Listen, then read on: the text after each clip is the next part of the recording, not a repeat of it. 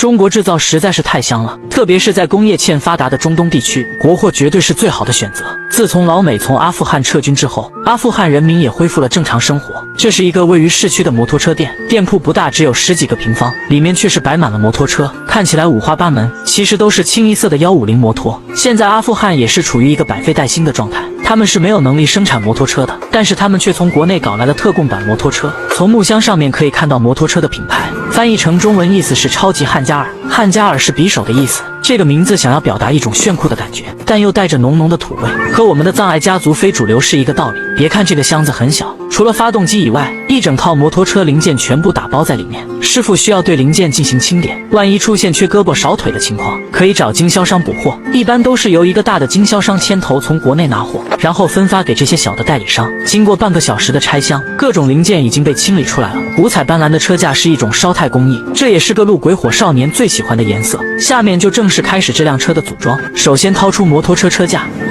将大撑支架安装上去。这是一个后叉，这样安装看起来有点奇怪，翻转一个方向就对了。这个链条需要提前卡到车架里面，然后将减震器安装上去，这样就能对后叉进行固定。这是一个空气滤清器，也需要提前安装上去，因为这个三角位置确实有点刁钻，这时候安装要方便一些。接着将挡泥板安装上去，挡泥板颜色非常的前卫，相信它能唤起老铁们逝去的青春。旁边也有2个小伙在辅助组装，因为这些零件都是非常零散的，一个人干的话时间就耗费的比较长了。使用的工具也是普通的 T 型扳手。这是一个齿轮盘，需要将它安装到轴头上。师傅带了一个电子表，现在是当地的下午3点06分，正是太阳比较大的时候。接着将齿轮安装到车轮上面，然后进行拧紧。在没有靠谱工具的情况下，也只能大力出奇迹了。作为一线的门店安装师傅还是非常负责。接着就可以进行后轮的安装，找准孔位将后轮轴安装进去，然后拧上另外一端的螺丝。接着将货架安装上去。现在的货架越做越小，对于精神小伙来说影响不大，但是对靠拉货吃饭的奥德彪来说是重大打击。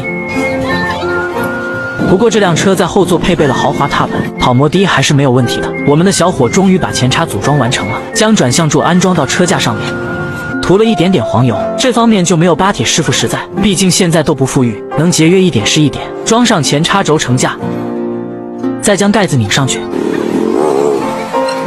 然后用小锤敲打2下，这个龙头算是8、9不离十了。接着再将两侧的转向灯安装到前叉上面，拧下方向柱的螺丝，将车头加压板安装上去。旁边是一个维修自行车的摊贩，摊主的儿子正在吃当地特产的馕。狭窄的空间，市井气息非常浓厚。接着将仪表盘安装上去，这个塑料的仪表盘看起来不太结实，不过厂家非常贴心的配置了保险杠，能够对它进行360度包围。接着进行前轮的安装，这时候有2个人配合安装是最好的。前叉上面的装饰可有点神奇，圆圈上面的焊点没有打磨，看起来做工有点粗糙。拆下龙头压板，然后将转向柱螺丝拧紧，这个螺丝比较关键。接着进行龙头把手的安装，别看这个车龙头长得花里胡哨，其实这个钢管稍微有点细了，粗细和电瓶车龙头差不多。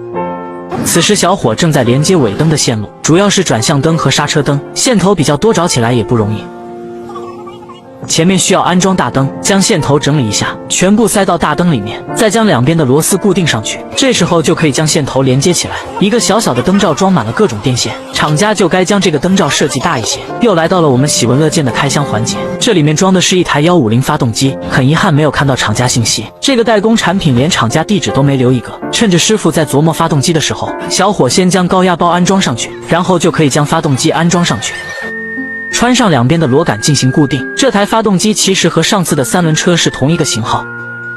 在发动机底部安装一根踏板，然后将两边的固定螺丝拧紧。接下来是化油器的安装，将滤清器连接到化油器上面，使用卡箍进行固定。拧下化油器顶端的盖子，将拉线安装上去，然后就可以将它安装回去。这辆车前后都是使用的鼓刹，这里需要固定刹车支架。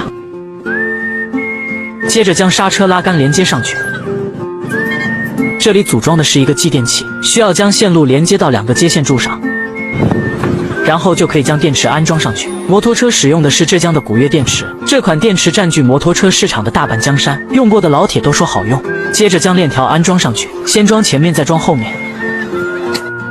安装之后需要调节松紧度，这里安装的是启动杆。接着将挂挡杆也安装上去，然后盖上链条盖子。这根排气管也是包装的严严实实，生怕泄露出了它骚气的外表。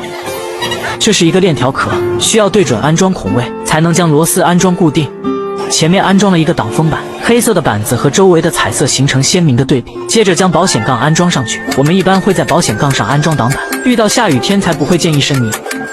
连接上油箱的传感器，然后就可以将油箱安装上去。上面的彩绘也是非常时尚，超级汉加尔几个字非常显眼，只能从警示标签上的汉字看得出来，它是一个国产货。再将后视镜安装上去。市场里面人来人往，但都是一些老少爷们。将坐凳安装上去，看上去弹性还是不错的，这是一个非常实用的商务座。接着将电池两侧的盖子安装上去，花费几个小时的时间，终于完成了这辆摩托车的组装。老铁们觉得这辆车怎么样？